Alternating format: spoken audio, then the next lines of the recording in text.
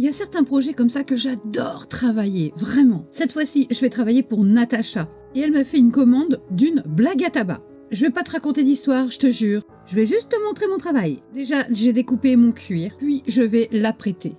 Je vais avoir 2-3 styles de blague à tabac. Et celle-ci, elle s'appelle la Wellington. T'as vu, je parle super bien anglais. Donc là, ce que vous êtes en train de voir, je suis en train de préparer le dévidoir à feuilles. Et il y a toute une préparation du cuir avant d'aller à la couture ou à la teinture.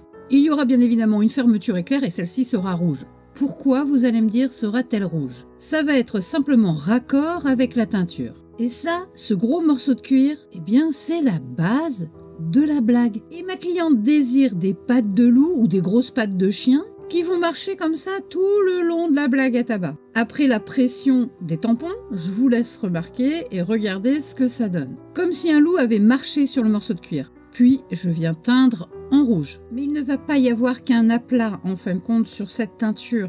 Donc là, je badigeonne de partout. Et après, tous les morceaux de cuir, quand ils sont teintés en rouge comme ça, il faut les laisser sécher. Donc après 48 heures de séchage, je reviens sur mes morceaux de cuir et je vais utiliser le tamponnage avec un morceau d'éponge. Et qui dit tamponnage, eh ben je vais venir tamponner tout le tour du morceau de cuir pour pouvoir donner un aspect un peu vieilli sur la teinture rouge. Mais attendez, regardez ce que ça donne lorsque j'ai fini de tamponner. C'est un procédé assez long, mais je trouve ce côté vieux livre super sympa et super intéressant. Donc, je l'ai travaillé bien sûr sur toutes les parties du cuir. Et bien maintenant, il va falloir venir coudre. Donc là, la fermeture éclair en l'occurrence, car pendant que je fais tout ça, les autres morceaux de cuir sont en train de sécher. Et après un resséchage, au bout de 24-48 heures, je viens passer ma graisse dessus. Et pour cela, j'utilise un blaireau parce que ce sont des grandes parties de cuir. Après graissage, on laisse imbiber et ensuite on vient lustrer. Je viens maintenant déposer mon dévidoir à feuilles. Vous me demandez souvent ce que j'utilise, c'est un scotch à cuir, voilà les trucs jaunes que vous voyez. C'est pour pouvoir faire tenir le morceau de cuir avant que je passe mes griffes pour la couture. Voilà, donc en fait c'est surtout pour ne pas que le morceau de cuir bouge. Et parfois j'ai pas envie d'utiliser de la néoprène, donc j'utilise le scotch à cuir. Donc après avoir positionné le dévidoir à feuilles, je viens griffer mon cuir pour pouvoir faire la couture. Il y a eu quand même toute une préparation du dévidoir à feuilles, bien évidemment. Après la teinture, j'ai dû faire les tranches, mettre la cire, etc. Parce que le faire après, c'est pas possible. Après griffage de cuir, on va recoudre. Et c'est là que je vous ai demandé sur les autres réseaux à quoi ça allait servir ce que j'allais faire. Et il n'y a qu'une seule personne, Letty, qui a su que c'était une blague à tabac.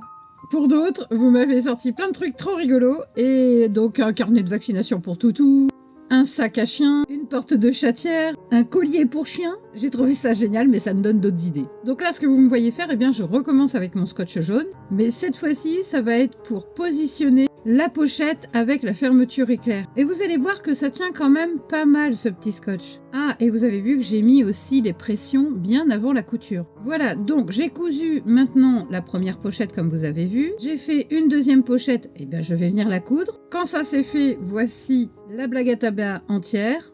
Et puis maintenant, il va falloir la travailler pour pouvoir lui donner sa forme et recoudre encore les deux côtés qui vont fermer le tout. Et là, j'avoue, traverser presque 8 mm de cuir, c'est assez complexe, mais on va y arriver. Faut dire aussi que j'ai des bons doigts et j'ai des bonnes aiguilles. Ok, c'est cousu. Vous vous dites, c'est génial, c'est presque terminé là, c'est bon. Eh non, j'ai pas encore fini.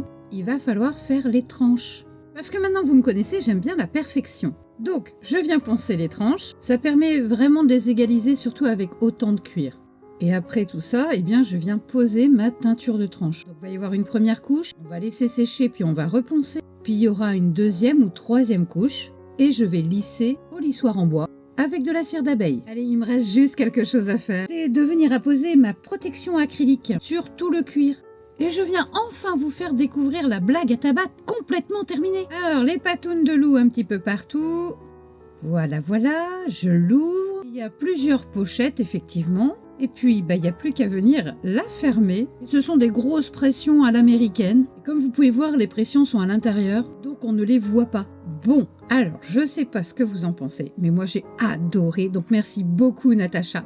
Je suis complètement fan et je suis prête à recommencer. En tout cas, un immense merci et des gros bisous à tous.